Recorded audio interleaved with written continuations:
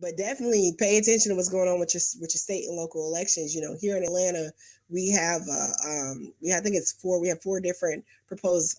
Well, not here in Atlanta. Here in Georgia, we have four different proposed constitutional amendments, and one of them has to do with letting our Republican Governor Deal, who's an idiot, um, basically take over quote unquote failing schools. So there's been a strong movement. It's been very interesting actually to see a lot of the school districts, even in places that are more generally conservative areas, people are opposed up and down the state, across the whole state.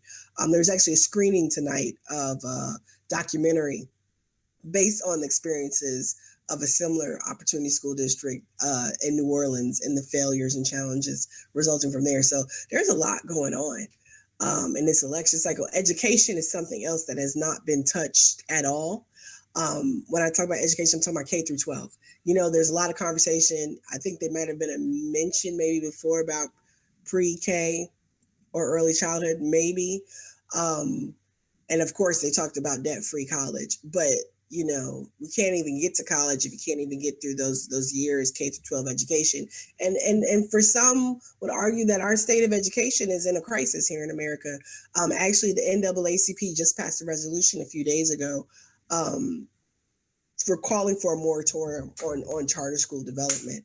And like I mentioned last week, there was the Ed Walk up in New York. So there's a whole conglomeration of teachers and educators and community activists who are working around these issues, who are really calling for a halt on some of the existing policies that exist, to really take a stock at what's going on for our public schools and provide options like building community schools, you know, making sure that schools have wraparound supports and other initiatives to help the communities actually grow and do better. Like schools potentially could be an anchor for community development and success, and not just a place where we send the little people, you know, for X amount of hours a day.